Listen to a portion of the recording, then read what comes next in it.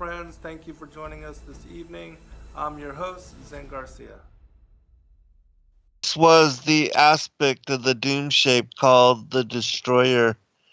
When it appeared in days long gone by in olden times, it is thus described in the old records, few of which remain. It is said that when it appears in the heavens above, the earth splits open from the heat like a nut roasted before the fire. Then flames shoot up through the surface and leap about like fiery fiends upon black blood. The moisture inside the land is all dried up. The pastures and cultivated places are consumed in flames, and all the trees become white ashes. The doom shape is like a circling ball of flame, which scatters small fiery offspring in its train. It covers about a fifth part of the sky and sends writhing snake like fingers down to the earth. Before it, the sky appears frightened and it breaks up and scatters away. Midday is no brighter than night. It spawns a host of terrible things. These are things said of the destroyer in the old records. Read them with a solemn heart, knowing that the doom shape has its appointed time and will return. It would be foolish to let them go unheeded. Now, men say such things are not destined for our days. May the great God above grant that this be so. But come the day surely will, in accordance with his nature, man will be unprepared. Welcome, friends. I'm your host, Zen Garcia. This is Secrets Revealed here on Truth Frequency Radio. And I'm honored to share feast, the Day of First Fruits, the 16th of Nisan, which is also the first day of the counting of the Omer. And as I was explaining and covering last night, Rob and I were talking about the Enochian Lunisolar seasonal calendar, which we just released, that the timing of Pentecost, Shavuot, the Feast of Weeks, that it is spread over the duration of 7 perfect Sabbaths, as it says in Leviticus 23. And so the way that you count and you determine what um, what that date for Pentecost and when it should be observed is you count excluding the Kadesh and also translation days, which are the 30th of the lunar month. You just count 7 Sabbaths, and then it is the day after the 7th Sabbath. And you begin that count with the 16th of Nisan, which gives you in the month of Nisan 2 more Sabbaths. The 15th, of course, is the Feast of Unleavened Bread, the day before the celebration of first fruits, when the barley is waved and the high priest waves the barley for the sin of Israel. And so you have the 22nd and the 29th as the first two Sabbaths following the celebration of first fruits and the counting of the Omer. And then in the month of IR, you have the four Sabbaths, which align to the 8th, the 15th, the 22nd, and the 29th. And so that gives you 6 Sabbaths following um, the day of first fruits. And then, of course, you have one more Sabbath, which puts you at the 8th of Sivan. And so Pentecost is always celebrated the day after the 7th Sabbath, which is always the 9th of Sivan.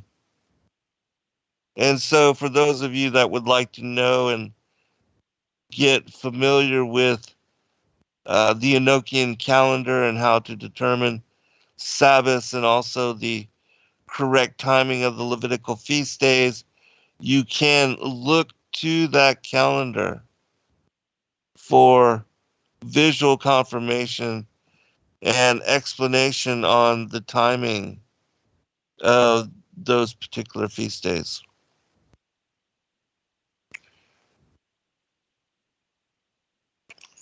And I'll actually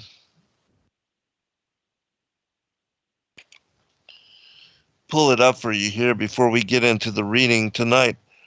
I will be covering the reading of the Exodus from the Kolbrin Bible account of the passing of the destroyer. It is called The Dark Days in the Kolbrin Bible. But let me give you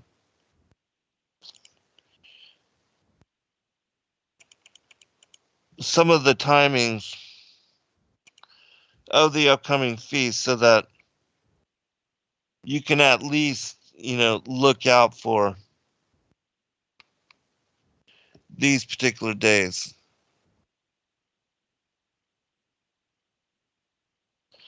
As I made mention and as we covered on that show, the Rosh Chodesh for the month of Nisan, which is the new year, the beginning of the new year, the first day of spring. That occurred on the 25th of March, and that was when the waxing crescent was first sighted in western skies following sunset. And so that placed the first Sabbath of the new year on the 1st of April. That was the first quarter Sabbath. And then the 15th of Nisan occurred just yesterday. It was Wednesday, the 8th of April, and that was the day after Passover. Passover, as we celebrated it on the eve of the full moon, was on the 14th of Nisan, which is the 7th of April. And so, as I mentioned tonight, Thursday, April 9th, is the first day of the counting of the Omer, and it is the 16th of Nisan, Yom Hibberkamim, Hibberkarim, or the day of first fruits. And then we have on the 22nd, which is 2 Wednesdays from now, we have the 14th day of the Omer and the 29th of Nisan, which is the lunar conjunctive Sabbath, and the last day of the first Hebrew month of the seasonal year. And then on the 23rd, we should have Rosh Chodesh for the month of Iyar, which will then place the timing of Sabbath on Thursdays for the following month. And so we'll have on the 30th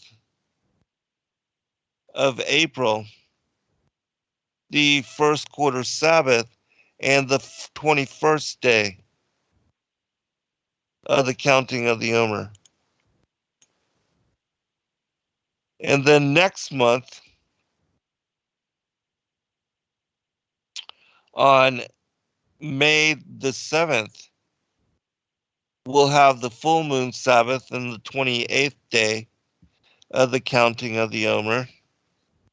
And then on the 14th of May, the third quarter Sabbath, which again is a Thursday. And that gives us the 35th day of the counting of the Omer. And then on the 21st of May, you have the 29th day of Iyar, which is the lunar conjunctive Sabbath, and the 42nd day of the counting of the Omer. And then on May 22nd, we have the 30th of Iyar, which is not included, as I made mention, in the counting of the Omer. And then Rosh Chodesh occurs on May 23rd, which is a Saturday. And it also is not counted in the counting of the Omer, because you only count those days that are included in the sabbatical weeks, which are the first through the sixth working days, and then, the Sabbaths. And so, because we have Rosh Chodesh occurring on the 23rd of May, you have the first quarter Sabbath on the 30th of May, which is the 49th day of the counting of the Omer. And then the following day, on the 31st of May, is Pentecost, Shavuot, the 9th of Sivan. And so you will always have Pentecost occurring on the 9th of Sivan, after, again, these 7 perfect Sabbaths following the day of first fruits, which the 7th Sabbath is always the 8th of Sivan. All right. So now I'm going to go into the reading of the Kolbrin, and this will give you an interesting perspective on the occurrence of the Exodus.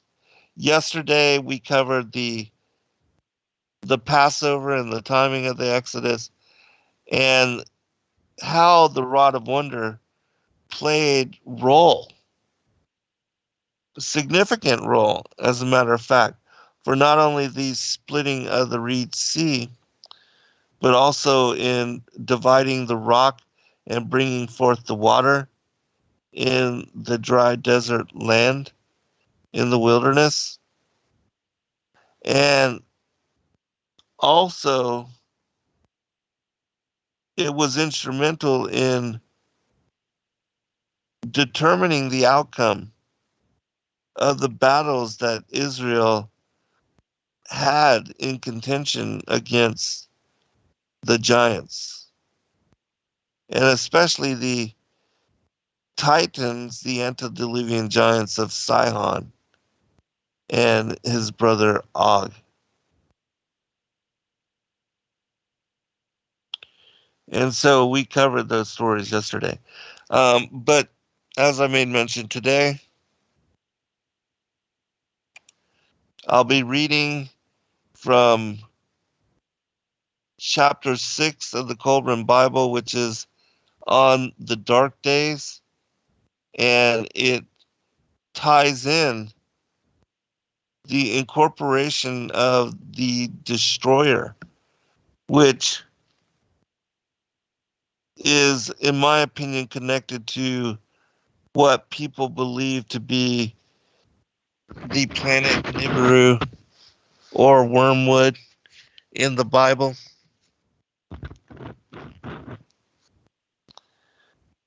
And, of course, this is from the perspective of biblical cosmology, and that God allows this object, the destroyer, whenever he wants to be judgment upon the earth, he allows it to enter into this time space dimensionality.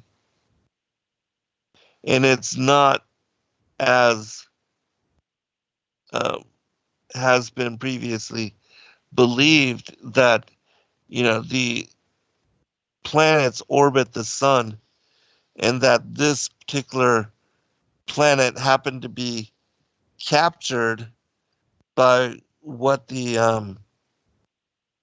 Enuma Elish, which is the creation story of the Babylonians.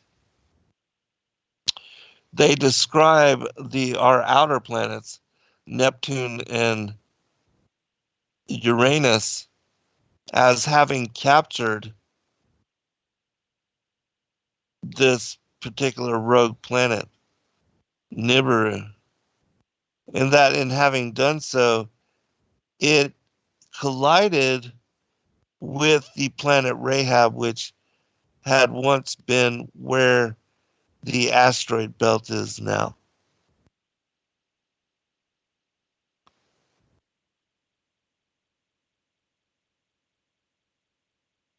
And that this particular planet comes and crosses our ecliptic every 3,600 years, according to the story in the Sumerian mythology. But of course, there is no solar system. And the sun is one of 7 planets which move in orbit around Polaris. And there's nothing moving in orbit around the sun. And so all of that is fabrication. And so consider that as I go through this reading. All right, the dark days from the Kolbrin Bible.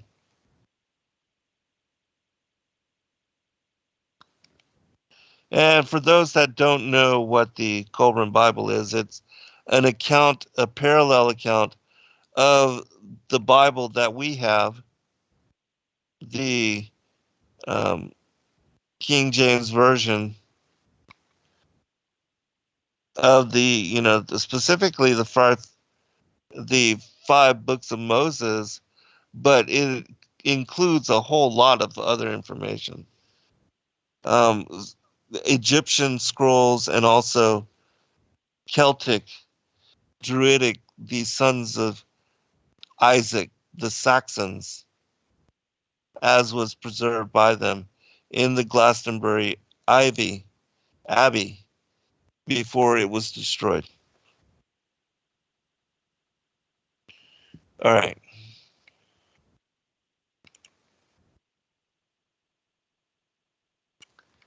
Oh, and welcome and thank you everybody for joining us this evening in the chat room. I do hope that you enjoyed this reading. And as I said, it will be a follow up to and bring um, just a different perspective on the Exodus and the Passover, as is shared from the viewpoint of the pagans. The dark days began with the last visitation of the destroyer, and they were foretold by strange omens in the skies. All men were silent and went about with pale faces. The leaders of the slaves which had built a city to the glory of Tom stirred up unrest, and no man raised his arm against them. They foretold great events of which the people were ignorant, and of which the temple seers were not informed. These were days of ominous calm when the people waited for what they knew not. The presence of an unseen doom was felt. The hearts of men were stricken. Laughter was heard no more, and grief and wailing sounded throughout the land. Even the voices of children were stilled, and they did not play together, but stood silent. The slaves became bold and insolent, and women were the possession of any man. Fear walked the land, and women became barren with terror. They could not conceive, and those with children aborted. All men closed up within themselves. The days of stillness were followed by a time when the noise of trumpeting and shilling was heard in the heaven,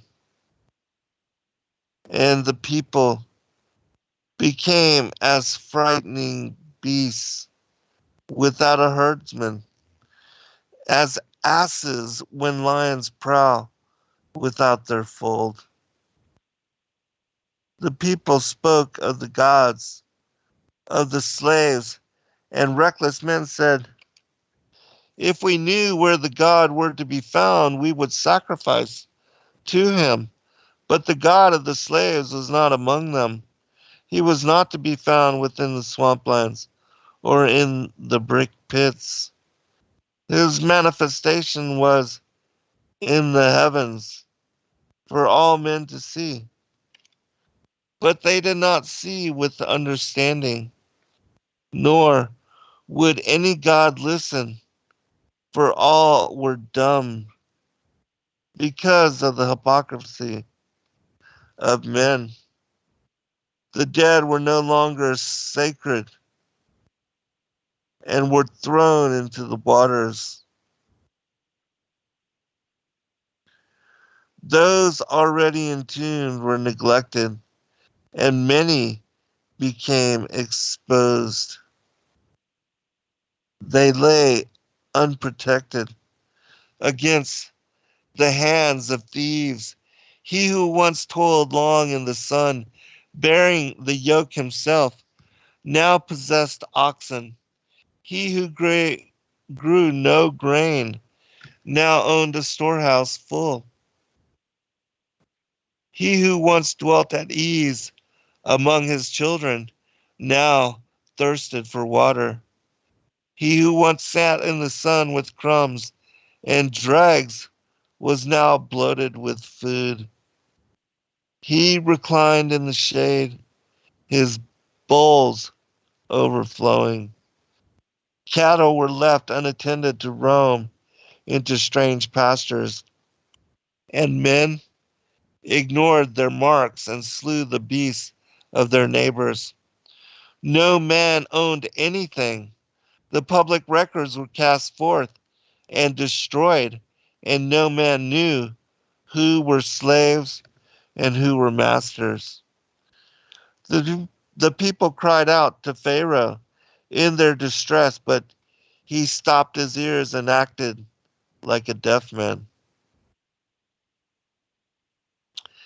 There were those who spoke falsely before Pharaoh and had gods hostile towards the land, and therefore the people cried out for their blood to appease it.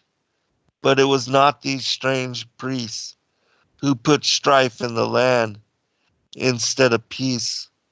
For one was even of the household of Pharaoh, and walked among the people unhampered. Dust and smoke clouds darkened the sky, and colored the waters upon which they fell with a bloody hue. Plague was throughout the land, the river was bloody, and blood was everywhere. The water was vile, and men's stomachs shrank from drinking. Those who did drink from the river vomited it up, for it was polluted.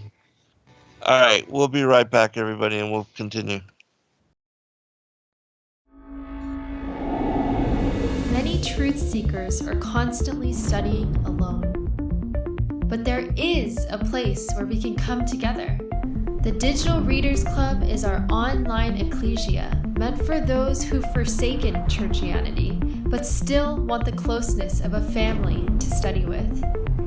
Join us every Saturday at 7 p.m. Eastern Time to put together the puzzle pieces of truth scattered throughout the ancient scriptures. Every day, questions arise. Are the stories in the Bible true? What if I told you that there are hundreds of confirming witnesses? Which give intricate detail to the stories in the Bible. Have you ever found yourself deep in the rabbit hole with questions that no one seemed to have the answers to? Join us every other Friday at 9 p.m. Eastern Time for our Ask Me Anything series with author and researcher Zen Garcia, as he sheds light on the mysteries which have us all searching together.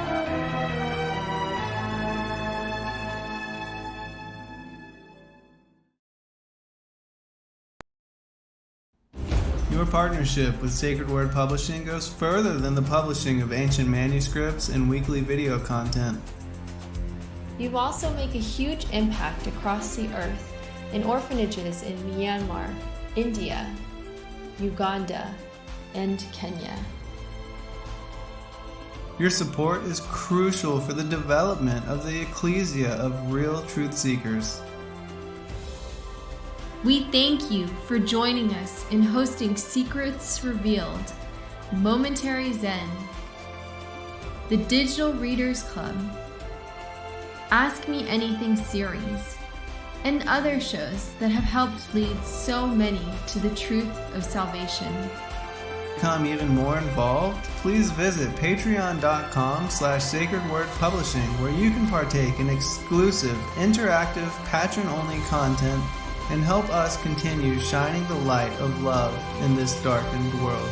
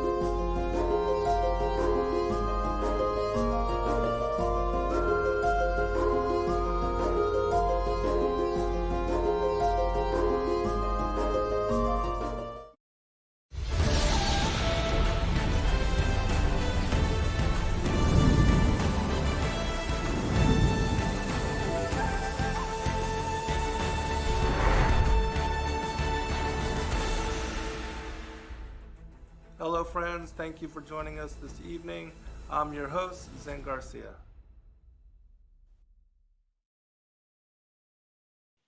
Of one of our listeners, Stephen, had sent to us, and I posted it to our Facebook site at Zen Garcia.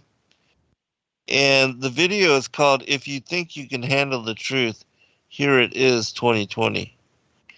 And it revealed how the coronavirus had been patented in 2015, and how it had been engineered from a virus, a bat virus. And this individual, Dr. Rashid Buttar, which I had heard of him previously in the work that I did on vaccines and vaccine toxicity, and how thimerosal led to not only the autism, Asperger spectrum disorders, but dementia and Alzheimer's and things of that nature. And so I had already respected this guy's work, but he brings out all the information, the evidence that the coronavirus had been engineered, and who achieved weaponizing it, so to speak. And so you can find that on our website. And, as far as on my Zen Garcia Facebook page. And I recommend that everybody check it out. It will affirm a lot of your suspicions. And it will also bring, the untold aspects of the story.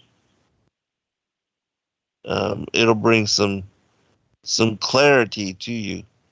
And so check that out. All right, going back.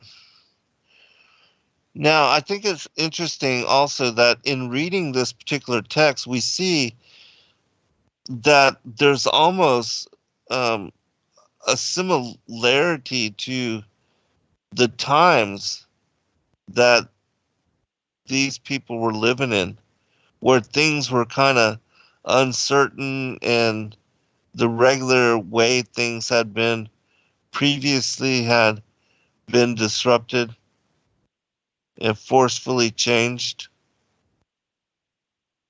And so it seems, that's part of kind of what we are contending with, that things are at a standstill, and that the elite have succeeded in stopping and reducing the economy to a standstill.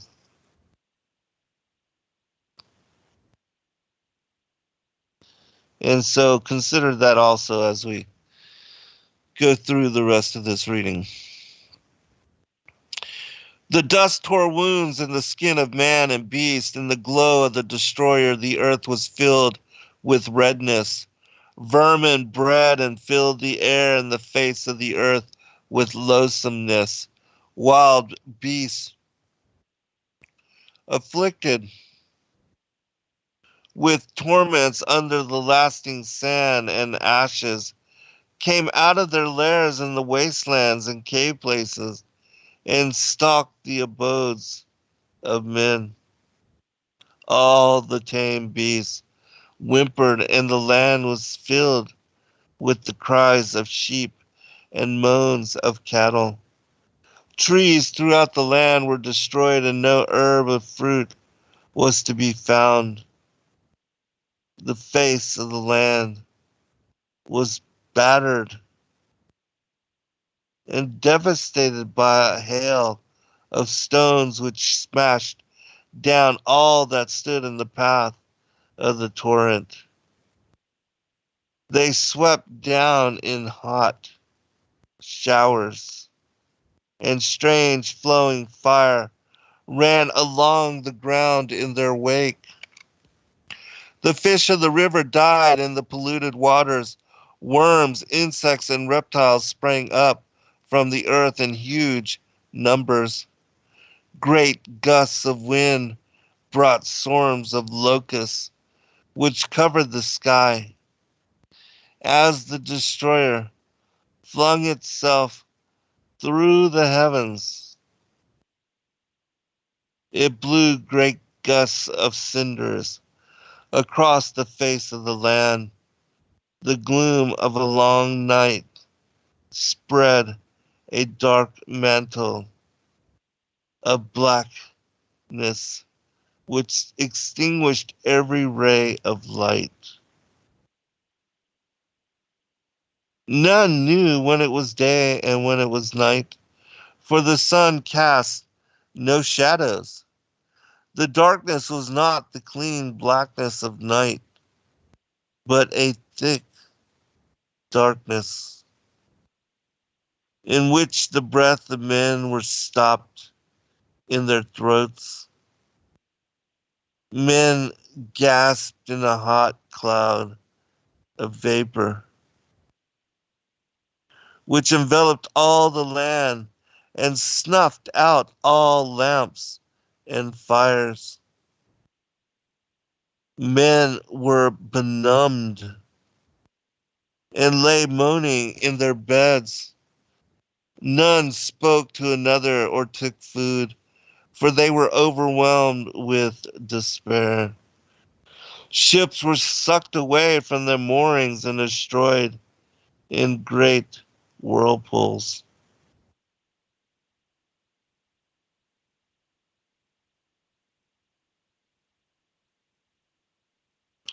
It was a time of undoing. The earth turned over as clay spun upon a potter's wheel. The whole land was filled with uproar from the thunder of the destroyer overhead and the cry of the people. There, as sound of moaning and lamentation on every side, the earth spewed up its dead.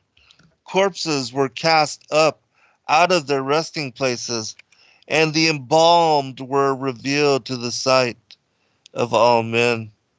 Pregnant women miscarried, and the seed of men was stopped. The craftsman left his task undone. The potter abandoned his wheel, and the carpenter his tools, and they departed to dwell in the marshes. All crafts were neglected, and the slaves lured the craftsmen away. The dues of Pharaoh could not be collected, for there was neither wheat nor barley, goose nor fish. The rights of Pharaoh could not be enforced, for the fields of grain and the pastures were destroyed. The highborn and the lowly prayed together that life might come to an end, and the turmoil and thundering ceased to beat upon their ears. Terror was the companion of men by day, and horror their companion by night. Men lost their senses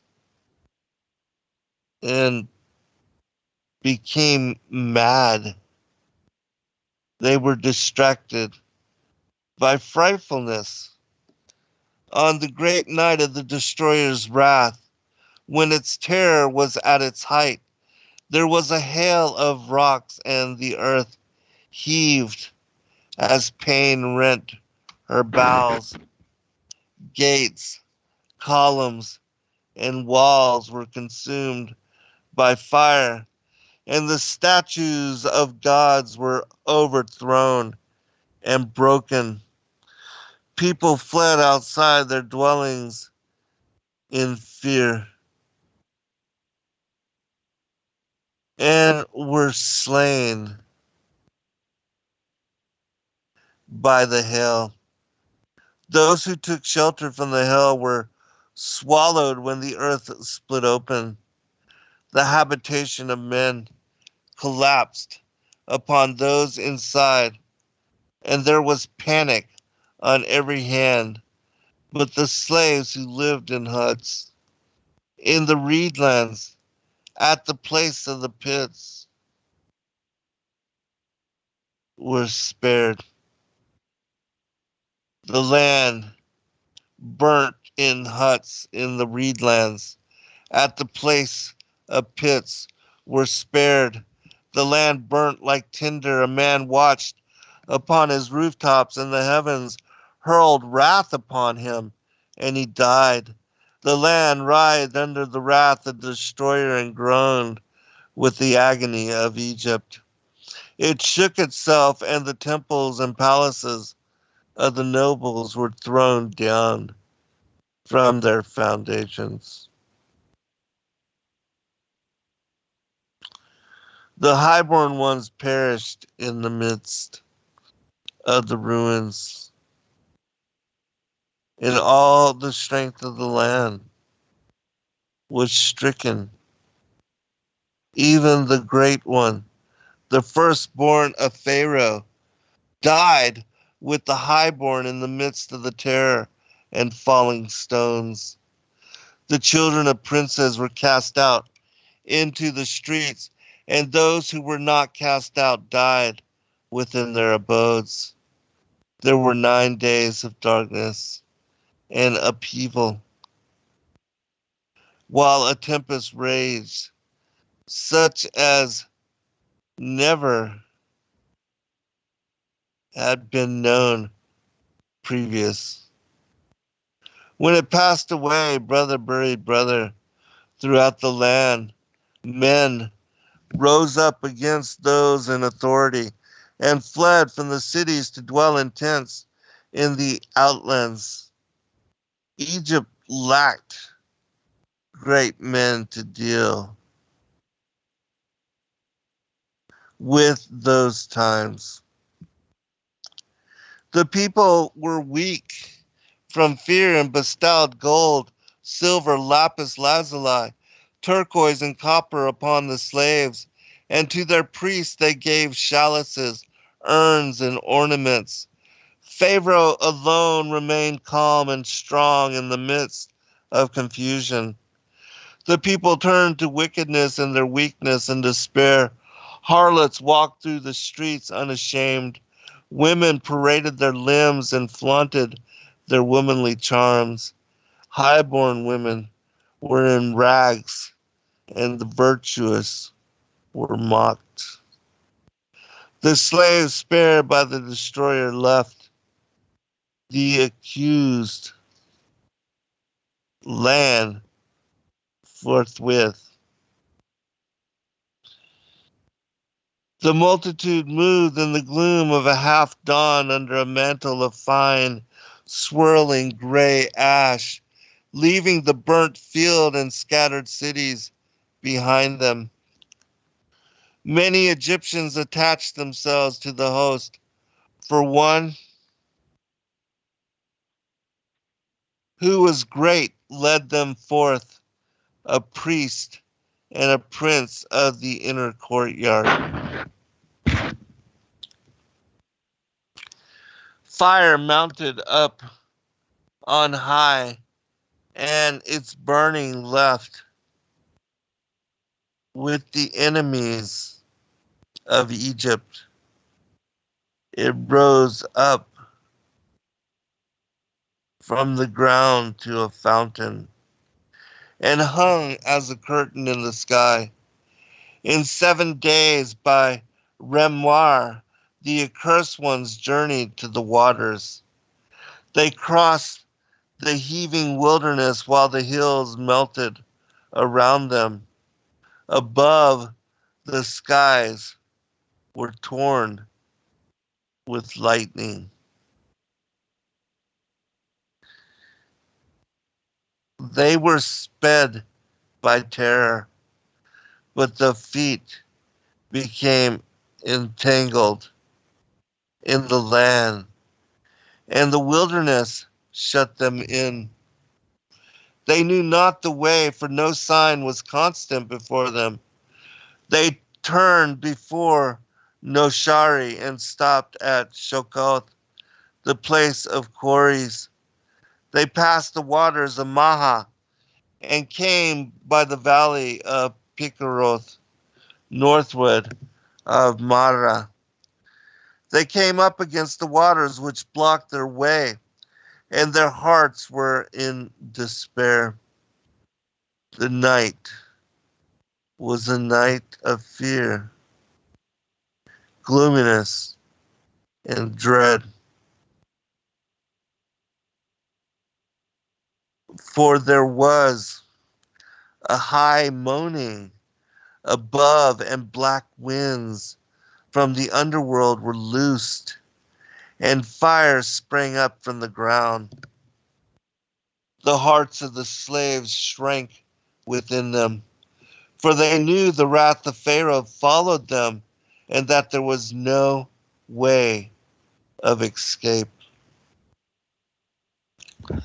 They hurled abuses on those who led them. Strange rites were performed along the shore that night. The slaves disputed among themselves, and there was violence. Pharaoh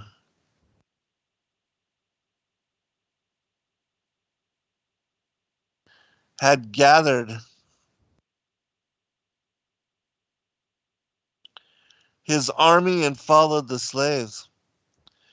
After he departed, there were riots and disorders behind him, for the cities were plundered, the laws cast out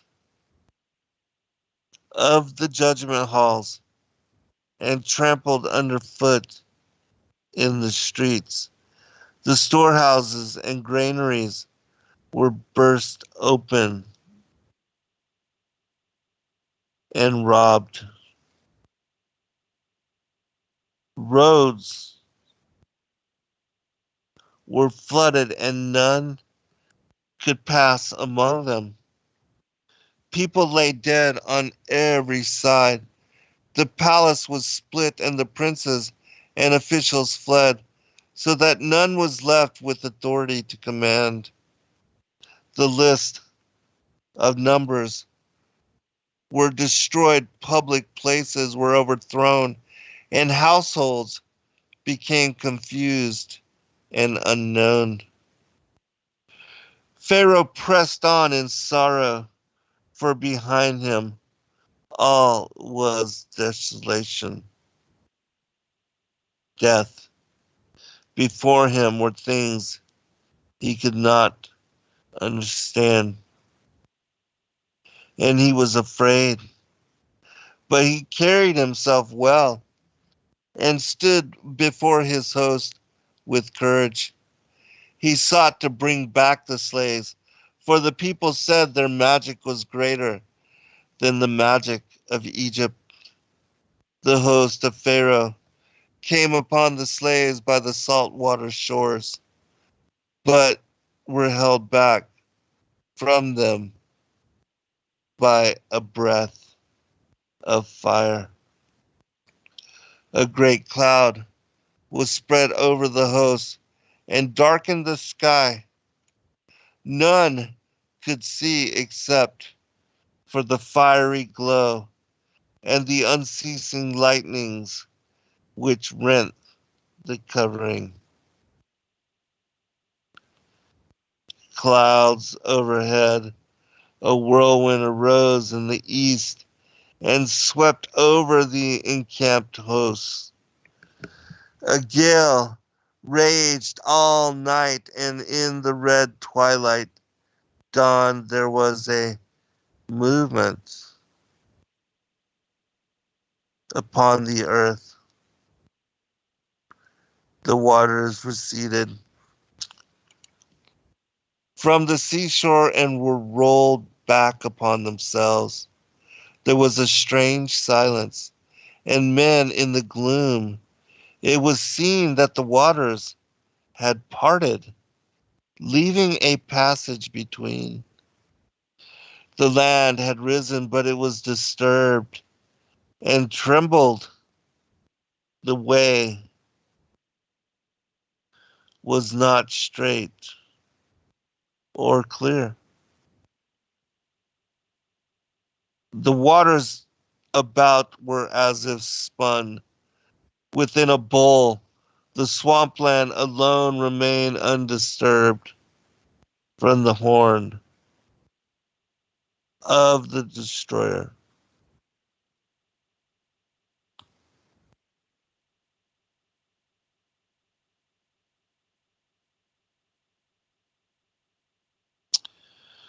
From the horn of the destroyer came a high, shrilling noise which stopped the ears of men. The slaves had been making sacrifices in despair. Their lamentations were loud, and now before the strange sight there was hesitation and doubt.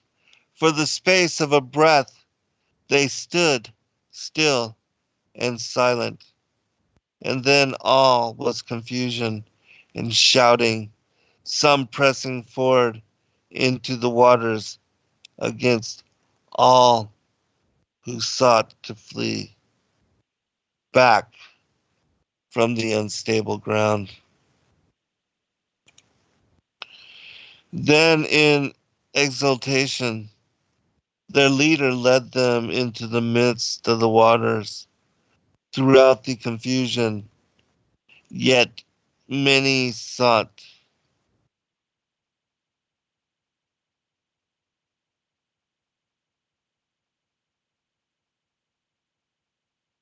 Yet many sought to turn back into the host behind them, while others fled along the empty shores. All became still over the sea and upon the shore, but behind the earth shook, and boulders split with a great noise. The wrath of heaven was removed to a distance and stood upwards of the two hosts. And still the host of Pharaoh held its ranks firm in resolve before the strange and awful happenings. And undaunted by the fury which raged by their side, stern faces were lit darkly by the fiery curtain. And then the fury departed, and there was silence. Stillness spread over the land, while the host of Pharaoh stood without movement in the ruddy red glow. Then, with a shout, the captains went forward, and the host rose up behind them. The curtain of fire had rolled up into dark, billowing cloud, which spread out as a canopy. There was a stirring of the waters, but they followed the evildoers past the place of the great whirlpool. The passage was confused in the midst of the waters, and the ground beneath unstable. Here, in the midst of a tumult of waters, Pharaoh fought against the hindermost of the slaves and prevailed over them. And there was a great slaughter amidst the sand, the swamp, and the water. The slaves cried out in despair, and their cries were unheeded. Their possessions were scattered behind them as they fled, so that the way was easier for them than for those who followed. Then the stillness was broken by a mighty roar, and through the rolling pillars of cloud, the wrath of the destroyer descended upon the hosts. The heavens roared as with 1,000 thunders. The bowels of the earth were sundered. All right, we'll be right back. I think we have enough for one more segment. Every day, questions, truth seekers are constantly studying alone. But there is a place where we can come together. The Digital Readers Club is our online ecclesia meant for those who've forsaken churchianity but still want the closeness of a family to study with. Join us every Saturday at 7 p.m. Eastern Time to put together the puzzle pieces of truth scattered throughout the ancient scriptures.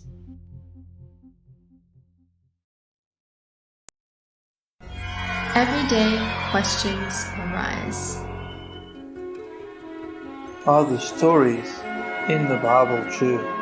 What if I told you that there are hundreds of confirming witnesses?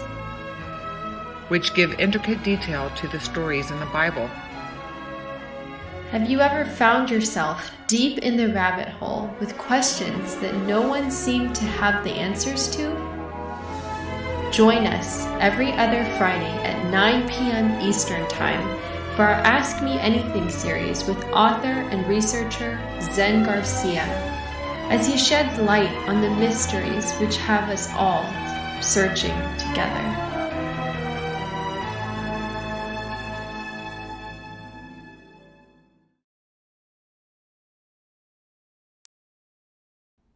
Your partnership with Sacred Word Publishing goes further than the publishing of ancient manuscripts and weekly video content.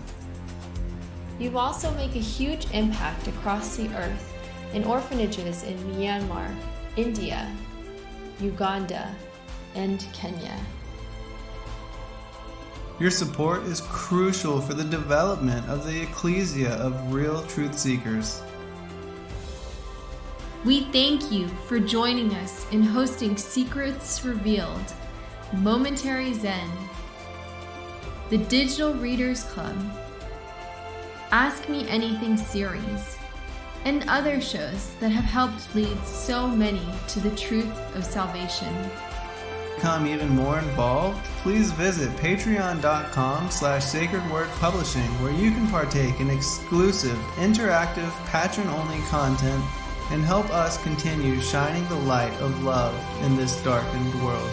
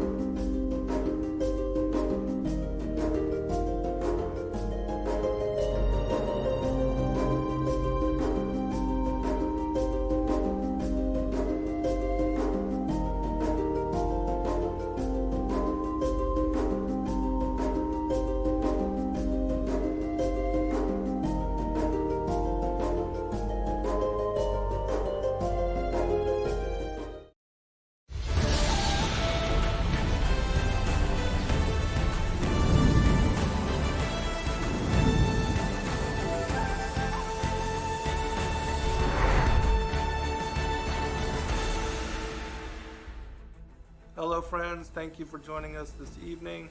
I'm your host, Zen Garcia. All right, welcome back everybody for a third portion. I should have enough to fill most of this particular slot, and then we'll just share commentary and cover current events. I may even consider opening the phone lines, which it might be interesting to take some commentary from all of you as well. And so, yeah, if we can get that, if we can make it through this portion and I can figure out how to give you the number to call in, then we'll do that.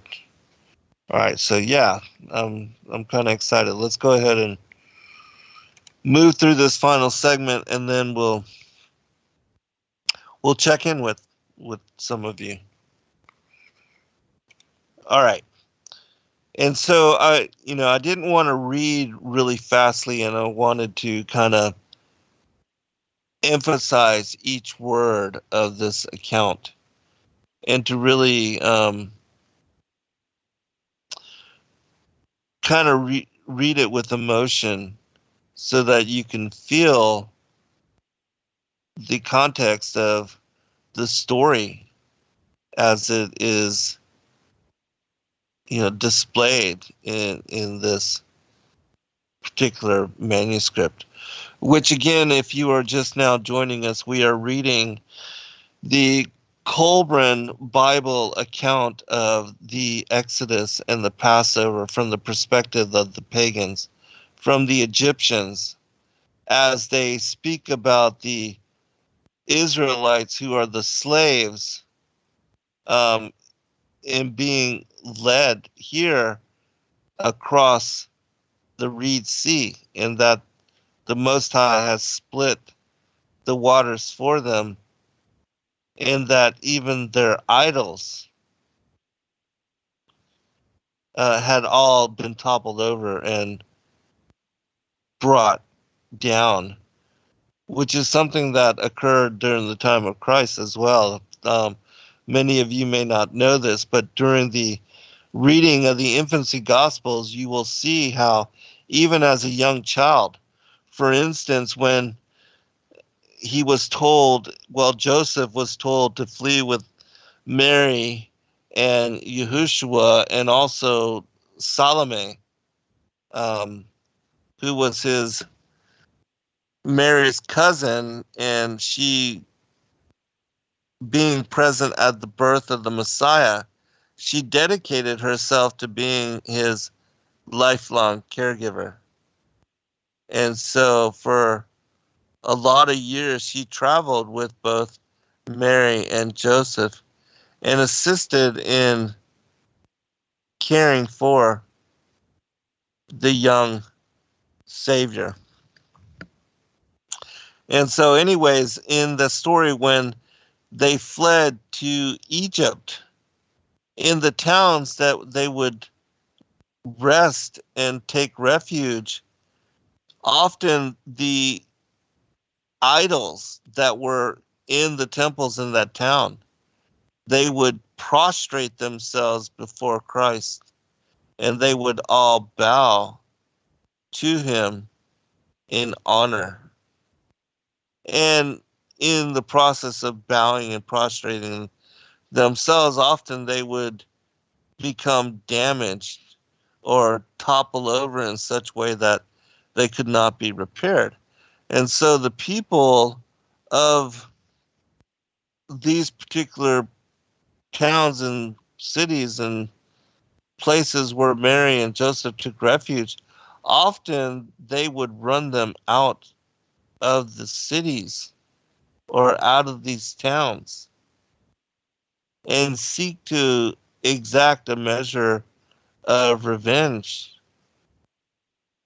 against Christ, which we know, that even as a young child, he was God incarnate. And so he would bring divine retribution against them, and that he knew that where the people mistreated him, he would dust off his shoes and leave them to judgment. which, was always part of their travels, and what came to be later retribution. For instance, the plagues against Egypt, which even in this story were a consequence. Um,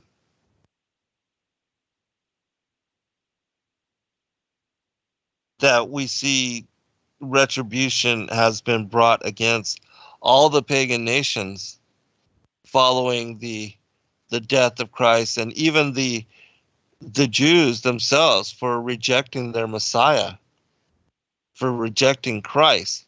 The Roman armies came upon them, trampled and destroyed the cities, and killed and slaughtered many of what were the ruling authorities that conspired the murder of the Messiah. And it was for that reason that they murdered and slaughtered and took into exile the Pharisees, and what Christ even spoke about as being, the murderers of the prophets from the time of Abel to Zacharias. And so I do welcome you to join us in the readings of, because that is the book that we are studying from for the DRC, the Digital Readers Club, which is every Saturday, 7 to usually about 8:30 p.m. And we are reading through the Yahushua Christ, the infancy, gospels, the early childhood, and the lost years. And those, many of those accounts do portray the story of how the statues bowed before the young Christ. And how, things like Mary using his clothes and swaddling clothes, and even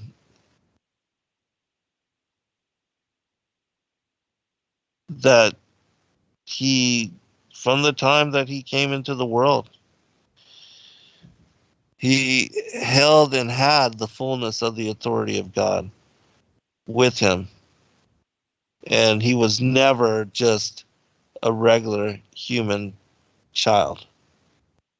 He was always special, and always the only begotten Son of the Father. All right, we're going to continue. And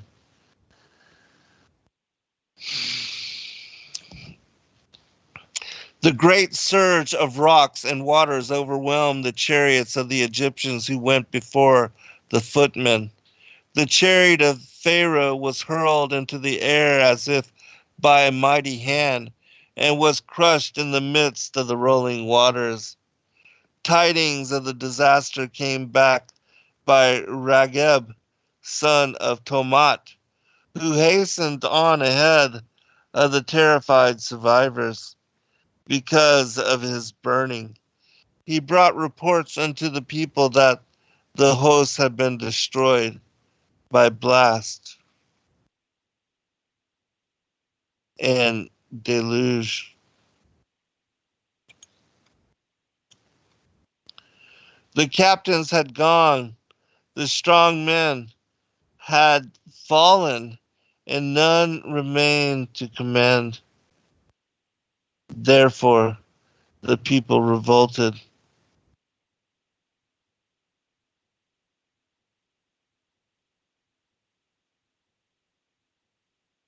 Because of the calamities which had befallen them, cowards slunk from their lairs and came forth boldly to assume the high offices of the dead. Comely and noble women, their protectors gone, were their prey. Of the slaves the greater number had perished before the host of Pharaoh.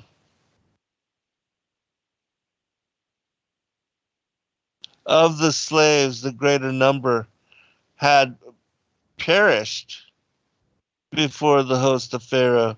The broken land lay helpless. Invaders came out of the gloom like carrion, a strange people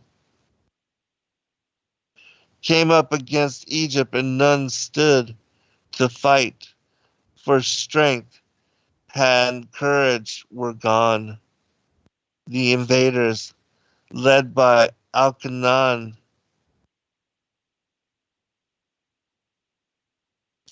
came up out of the land of the gods because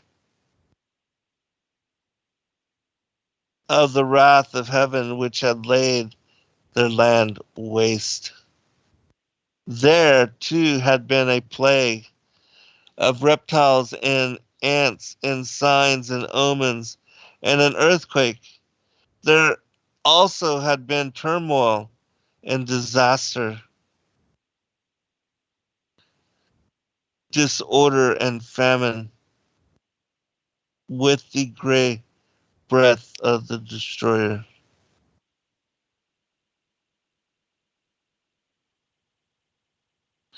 Sweeping the ground and stopping the breath of men. Antura gathered together the remnants of his fighting men, and the fighting men who were left in Egypt, and set forth to meet the children of darkness, who came out of the eastern mountains by way of the wilderness and by way of Yeth Nobis. They fell upon the stricken land from behind the great cloud. Before the lifting of the darkness and before the coming of the purifying winds. Ragib went with Pharaoh and met the invaders as Horashor, but the hearts of the Egyptians were faint within them. Their spirits were no longer strong, and they fell away before the battle was lost. Deserted by the gods above and below, their dwellings destroyed, their households scattered. They were as men already half dead. Their hearts were still filled with terror and with the memory of the wrath which had struck them out of heaven. They were still filled with the memory of the fearsome sight of the destroyer, and they knew not what they did. Pharaoh did not return to his city. He lost his heritage and was seized by a demon for many days.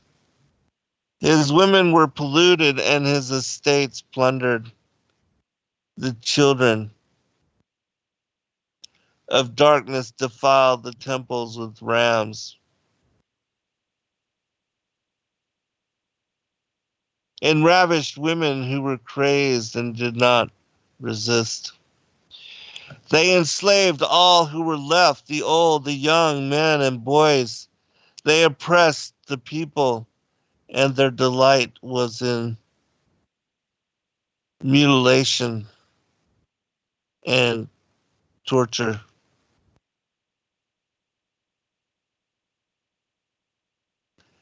They oppressed the people, and their delight was in mutilation, torture. Pharaoh abandoned his hopes and fled into the wilderness beyond the province of the lake, which is in the west towards the south. He lived a goodly life among the sand wanderers and rendered himself to writing books.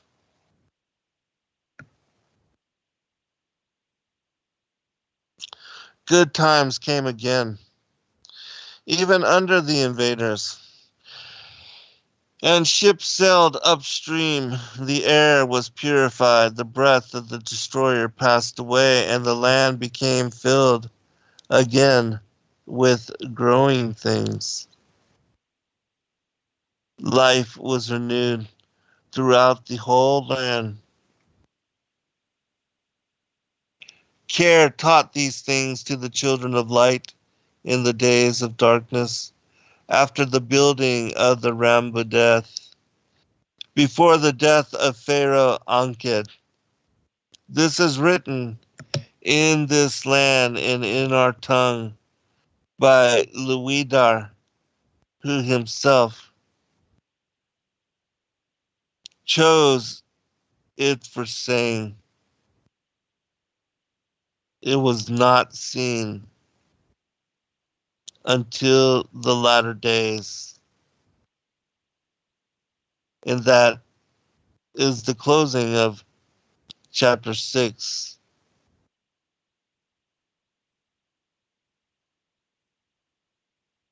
The next portion is the third of the Egyptian scrolls, but we're not going to go into that. This was I just wanted to cover again the Exodus portion of this particular story. But let me go now.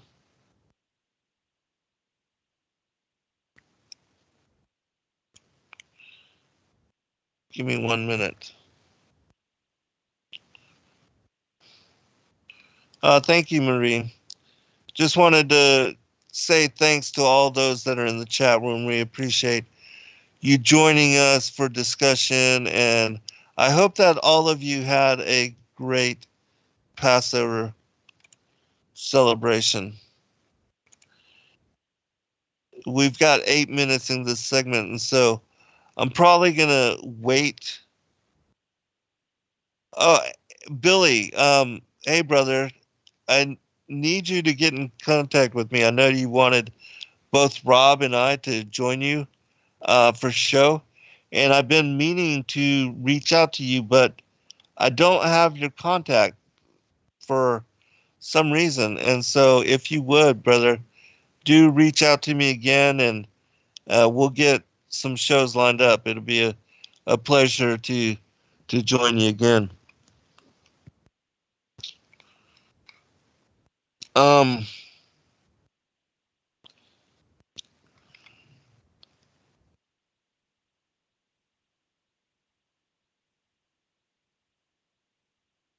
Oh man, I do not remember the number for the call-in because I don't usually take callers.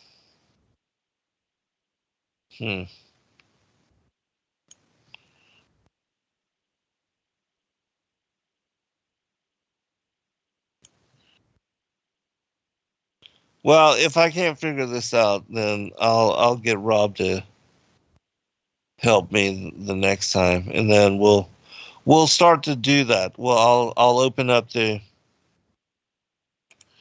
mics for some of you to, call in and just let us know how you're doing. And I think it would be great to check up with you and to get your perspective on what you're dealing with in the world, especially with, all this that we're contending with regard to the coronavirus and now the economic crisis. Those of you that have listened to the shows that we've been doing over the past few weeks, I have read directly from the protocols and the secret covenant of the Illuminati, as well as the occult technology of power, which I recommend that everybody read the occult technology of power.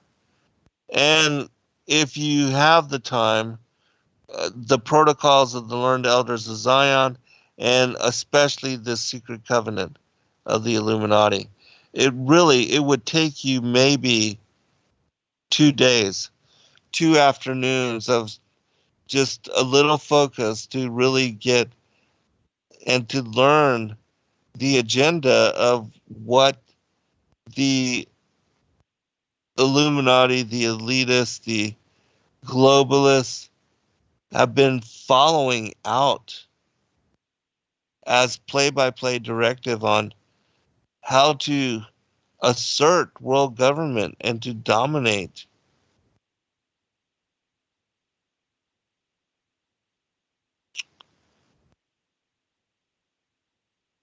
And, the secret covenant, um, some of you may have difficulty finding it, especially now that everything is so censored.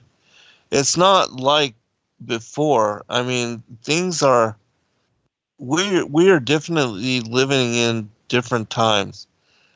A lot of things that I used to be able to find, because I pull up a lot of different resources in the process of doing shows, and a lot of the things that I used to have easy access to and could go to pretty immediate in wanting to share or to read a portion of it and to share it with you in show, those resources are no longer available in the manner that they had been easily achievable previously.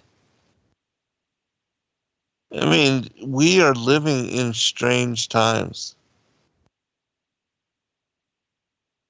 I really did not believe that the internet would become as controlled and dominated by corporate entities as it has. I remember a long time ago they were talking about internet too. How they were going to set up a whole nother internet and um,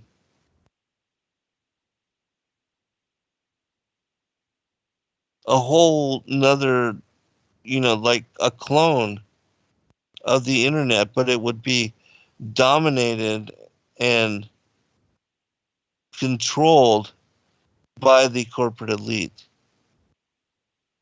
That they would pay fees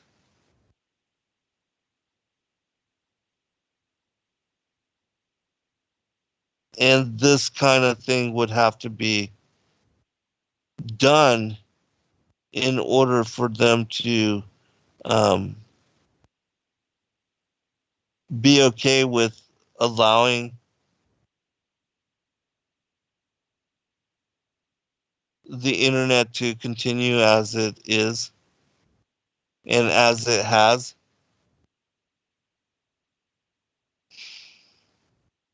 It's unfortunate because, but I'm so very glad that at least in the time of what the 1 or 2 decades from the early 90s, I believe, that we were able to, at least for myself, in studying the ancient manuscripts, and study the ancient sources,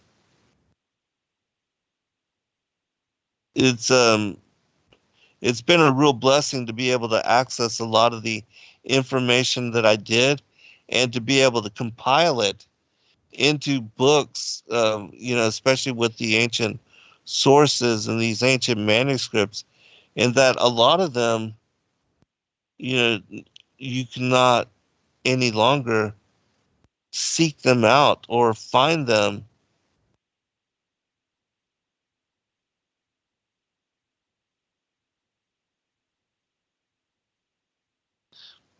It's just unfortunate because it was such a beautiful thing to be able to learn and to be able to access that which had been hidden for so long.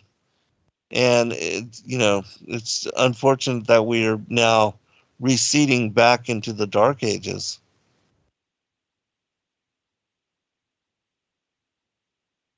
But as we've talked about, knowledge and truth has historically always been hoarded and attacked.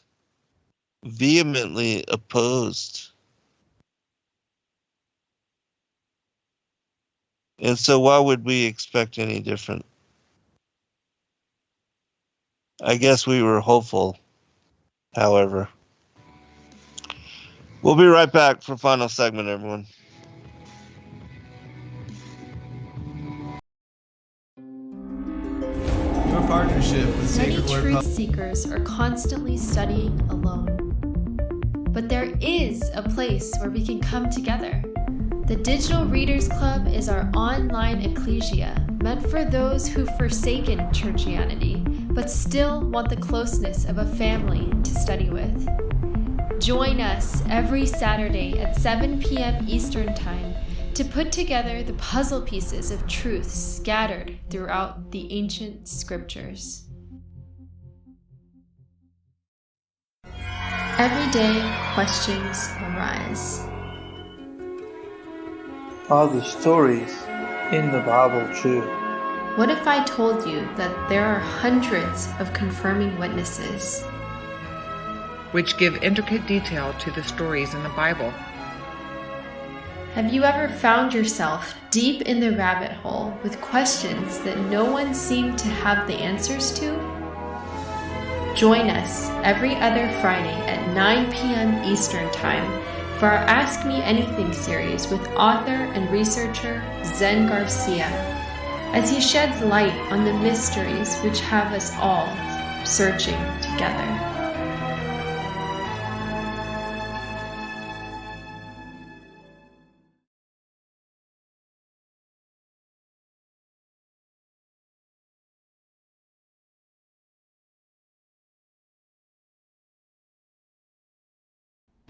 Your partnership with Sacred Word Publishing goes further than the publishing of ancient manuscripts and weekly video content. You also make a huge impact across the earth in orphanages in Myanmar, India, Uganda, and Kenya. Your support is crucial for the development of the ecclesia of real truth seekers. We thank you for joining us in hosting Secrets Revealed, Momentary Zen, the Digital Readers Club, Ask Me Anything series, and other shows that have helped lead so many to the truth of salvation. To become even more involved, please visit patreon.com/sacredwordpublishing, where you can partake in exclusive, interactive, patron-only content and help us continue shining the light of love in this darkened world.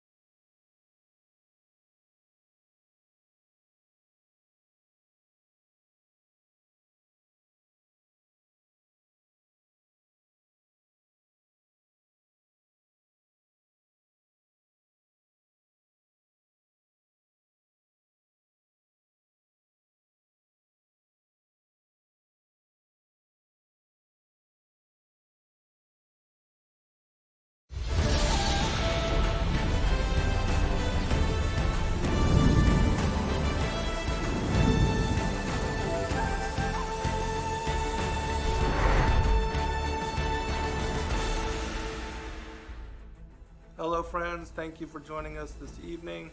I'm your host, Zen Garcia.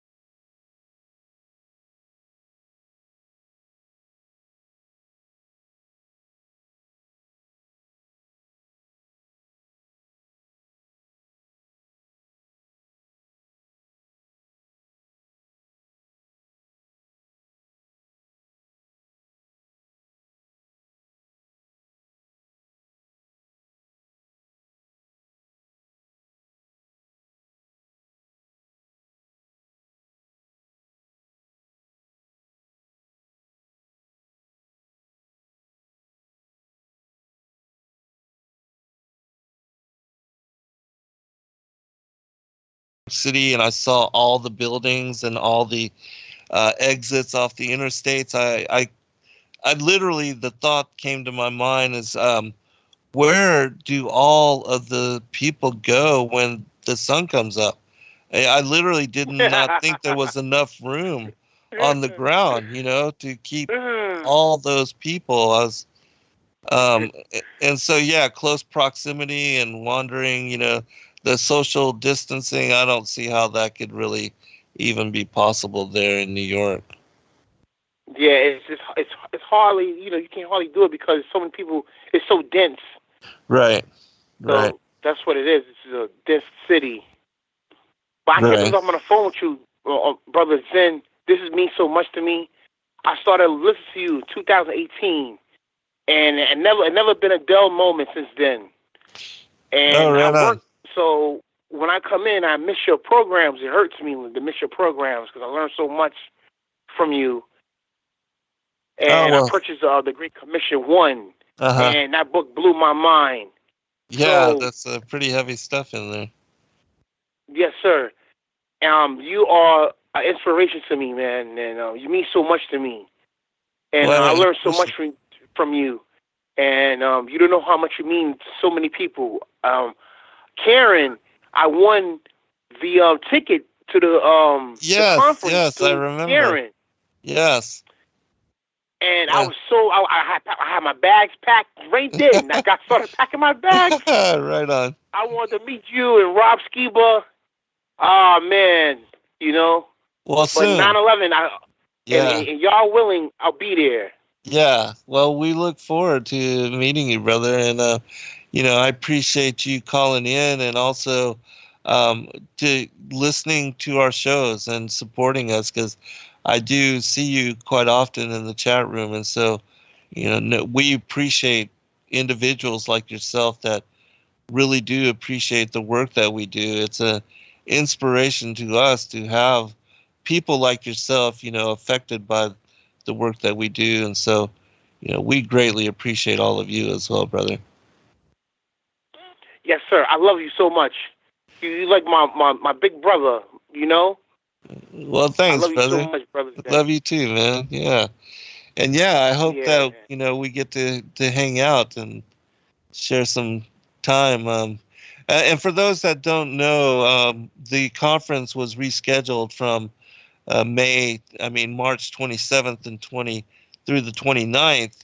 It was supposed to be here in Atlanta, but it will be on the September 11th through the 13th, that weekend upcoming, God willing. And it will be, a great pleasure to be able to hug and share and break bread and have conversation with individuals like yourself, brother. And so let me ask you one other thing, since we're spending a little time on the air. How is it up there in New York? Do you feel there's an awakening? How is it with your community? Is there others of like mind that you're able to share with and to speak with and to, kind of discuss the revelations of what's going on? Yes, I work for the city. I work for the city of New York. Mm-hmm. So I goes out every day to work. I'm one of the essential workers. I have to go out, and I work for the parks department. On. Okay. So I have to go out and work, but I wrap myself up real good. Yeah. And I stay distance from people. Yeah. But I see that a lot of people talk about God almost everywhere you go. It's like people got shook, people got scared from this. Mm-hmm. Yes. You see a lot of people say God a lot. Praying. People got to change their life around. You hear that a lot. Right. So this is scaring people. This is waking people up. It really is. I mean, to the point that the people you used to see in front of the liquor stores and stuff, you don't see them no more. It's like awakenings happening. Right. Yeah. Well, at least that is a positive outcome, that people are really considering, where they are in their relationship with the Most High, and that is beneficial. I think everybody really needs a reality check in that regard. Yes, sir. So, even my coworker, I know he's into, rock and roll and stuff, but he even said about praying and God and stuff one day, and I was like, wow. So this stuff is really shaking people, Yeah, absolutely. So that's a beautiful thing too, Yeah, it and really after is. all this turmoil and pain, that's a blessing. People want to turn to the Father, to the Messiah, Yes. for help and guidance, and to save their soul. Absolutely. That's beautiful. Absolutely. Yeah, it really is. Well, hey, brother, I'm going to see if I can take these other couple calls before we get to the end of the show. But I'm going to be doing this more often, and so please do, call in again and let's talk more. But I appreciate you always, brother, and look forward to the chance that I get to meet with you and to hang out with you. Yeah, the family, we all appreciate you, Brother Zen. You Well, are thanks, chosen, man. and you are special, man. And I hopefully I appreciate see that. you here and in paradise. Hallelujah. How's Absolutely. that? Absolutely. Hallelujah, brother. You be safe up there in New York, and call us again, and let us know how you're doing and how things are up there. I sure will. Okay, brother. Y'all bless everybody. God bless you. Shalom. Shalom. All right, we have one other call online here, and so we're going to see if we can take this one as well. Area code 803. Did you have a question or comment?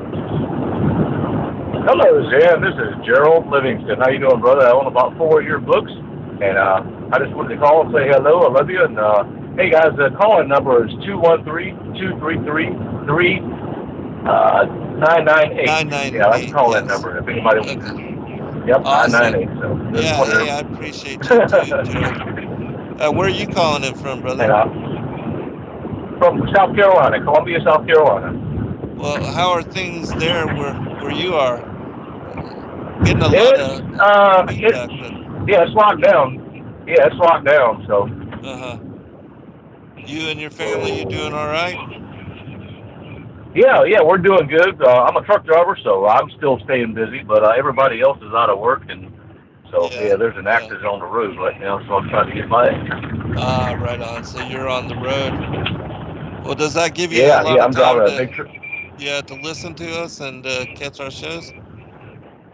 That's all I do, yeah. I listen to everything you do, man. I listen to you. I try to watch all your live streams, you and Rob Skiba, and I used to be a New Ager, man. I used to be agnostic and atheist, and man, once I found out about flat Earth, man, and woke up to everything, now all I do is research the truth, man. So awesome. I love you, brother, and you and Joy and Gary Wayne and Rob Skiba and everybody, man. I just try to wake up and research everything. We love you too, man. And so how long have you been awakened and, doing the research?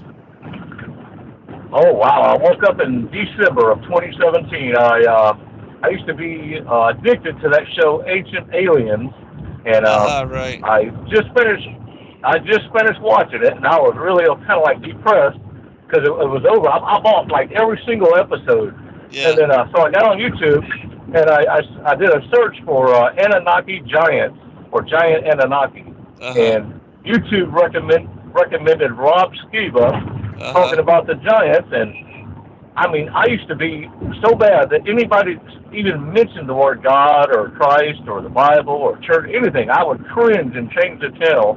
But something told me to watch that video. Rob Skiba, he mentioned flat Earth, and I watched the whole thing. And then YouTube recommended Mark Sargent, Flat Earth Clues, and that changed my life, man. I got on my knees and prayed, and I can't believe how stupid I was, man. We all were, brother. We were all caught up in that deception for the time that we were there. Yeah. But, so you said that you owned a few of my books. Which ones? I own your Targum, your Palestinian and Aramaic Targum. Yeah. The book with the end times in it, the Apocalypse of John and all that. Yeah, the Great Commission 3. What's the name of that one? The Great Commission 3. That's it. The Great Commission 3. Yep. And then Yeshua, the childhood of Yeshua. Yeah, awesome. Yep. And then I've got one more, and I can't remember the name of it, but I've got 4 of your books, and I try to watch your live streams all the time. You and Gary Wayne and everybody. So. Yeah. Well, that's great, brother. Hey, we appreciate your support, and thank you for all that you do, as far as for America and the world and everything. And thanks for supporting the channel and listening to our work. Oh, yeah, thank you, brother, man. And, thank you for everything, man. And sorry about the background noise, man. I'm a truck driver, so I'm driving right now. No, it's no problem at all. And please do, again, like I said, I'm going to start doing these more often where I'm, opening up the phone line. So do check in with us and let us know how you're doing later. Now, I do got a question for you. Yeah, sure. If it's I try to go. I listen to everybody. I try to listen to everything because I'm a truck driver. So I got plenty of time. That's all I do. Yeah, and, that's awesome. I listen to Stephen Benoon, and I also listen to Joel Richardson, and they kind of conflict each other because I know Joel hates flat earthers, but he seems to know his Bible really good. Him and Stephen. And Stephen says that the state of Israel is going to bring in the Antichrist, and Joel says that the Antichrist is going to come from the Middle East and going to hate the Jews. So I'm a little confused about that. I don't know who Joel is, but with regard to the Antichrist, it's my opinion that he's going to be some kind of ancient alien fallen watcher type person, and I think he's going to hate the saints, and that would include the Messianic Jews, those that accept Christ as Savior Messiah. But I do see in the scriptures that, that some of the, especially the Talmud observant Jews, that they are still waiting for their Messiah. And so I believe they will be deceived to accept Antichrist as their Messiah. And that some of them know, because Christ said that ye are of your father the devil, and he said that the Pharisees that conspired his murder, that they were their fathers were the murderers of the prophets. And so I believe that they know that they are of their father the devil, and that they are they are openly trying to bring forth the Antichrist as it is revealed in the protocols. And so they are on the wrong side of things, and they are the ones that are listed as the synagogue of Satan, those who say they are Jews but are not. And so I think it really depends on, you can't throw everybody all into the same generalizations, but I do believe that the Talmudic Jews are on the side of Antichrist, and the Torah observant, the Messianic Jews are, on the side of the Most High. So. Yep.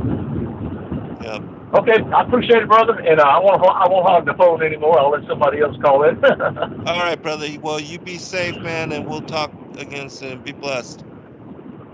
Yes, sir. You too. Thank you. All right. Shalom. All right. Shalom. All right, everyone. The listener call-in is 213-233-3998. I think we have time for one more call if you'd like to call in. If not, then, I'll just end this with final commentary. We've got just like 9 minutes remaining, but I will keep an eye out if you would like to call in and talk to us. But, I really have enjoyed this portion, and I know that I have so much information to bring to all of you that I don't normally open segments like that, but I think I really should, because I think it would be an important aspect to open up the phone lines and to bring on those of you that, are also scholars and keepers of the secrets and holders of the truth, that wherever you may be, I think your perspective and your research is valuable as well, and that I want to give you time to share it and to bring forth your insight on what you see happening in the world as well. And so we'll start to do this more often. I'll try to preserve at least the last 30 minutes of most of the shows, maybe not the ones where, Rob and I are doing it together and we're doing the readings, but where I am, coming to you myself, we'll open up the phone lines and allow you to call in, and know that we greatly appreciate all of you.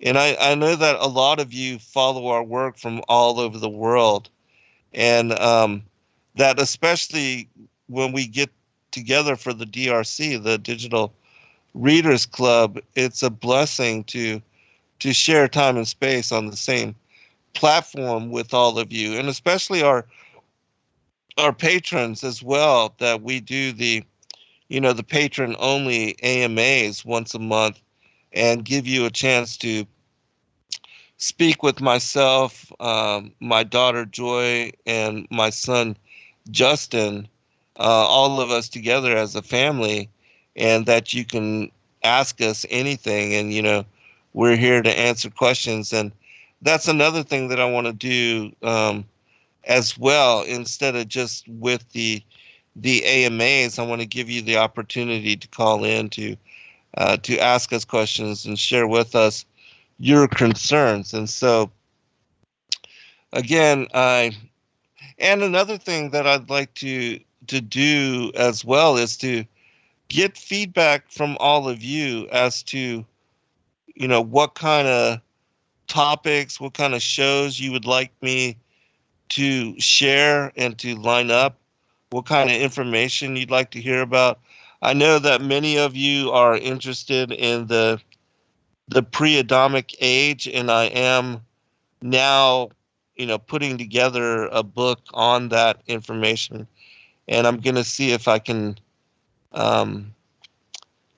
have it released soon. I had a number of chapters written about that topic in different books, and so I did already bring those chapters together and compile them in book form. So it's just a matter of unifying it as a complete manuscript, and then adding details and certain commentary that I'd like to include, and also other research that I've since discovered on these particular topics. And so I'll be doing that and trying to get that information out to all of you, because there seems to be a great interest in the antediluvian age, in what I reference as the prior times, what the Egyptians called Zep Tepe, the first times. And so I am working on that, and also the sons of God, I mean, not the sons of God, but the Great Contest 3, the sons of Anak. Trying to finish that book as well. And so those are the two things that I'm currently focused on, now that I'm mostly done with the Vestures of Light and the Rod of Wonder. I am still doing a final proofread, because I didn't get the opportunity to do that, releasing that book for the conference. But I am trying to do that now. And so, I recently am adding 4 chapters of information, and will release that to all of you as well, especially those of you that are interested in this book and the topic. I know I've spent a lot of shows, probably a good 20 hours on this particular topic. There's so much information in this manuscript.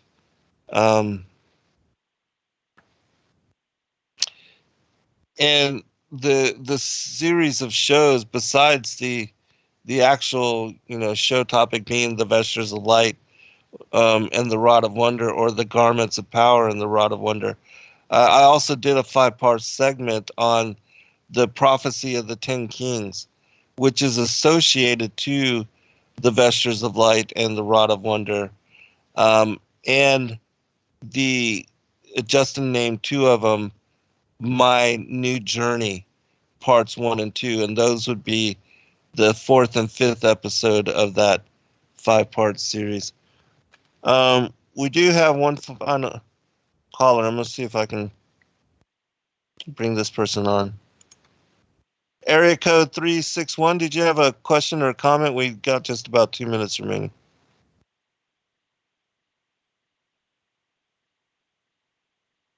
If you're just listening, that's fine as well. All right, we have 2 minutes remaining, and so I just want to thank everybody again for, all your support and all your,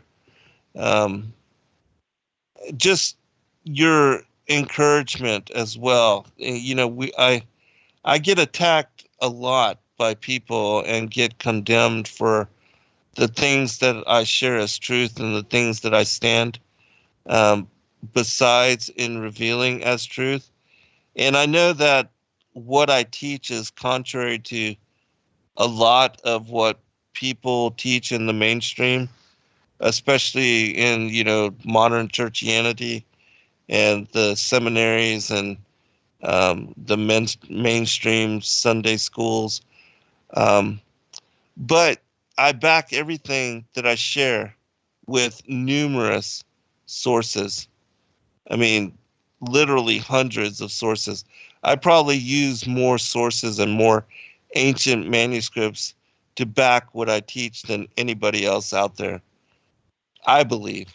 And if you can, if you know somebody that uses more of the ancient sources than I do in supporting their work, certainly you can, correct me on that. But I really don't believe that there's anybody else out there that reads and studies as much as I do in the ancient manuscripts, and that brings them to you in the manner that we do as well.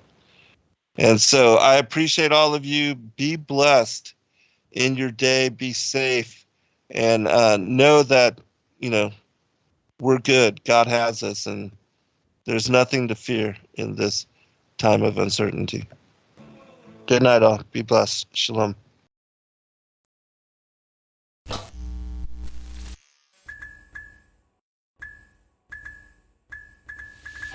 Thank you, everybody, for joining us for this video and this broadcast. We appreciate all of you, and thank you for your patronage. Please do like and subscribe and share with your friends. God bless all of you in your seeking.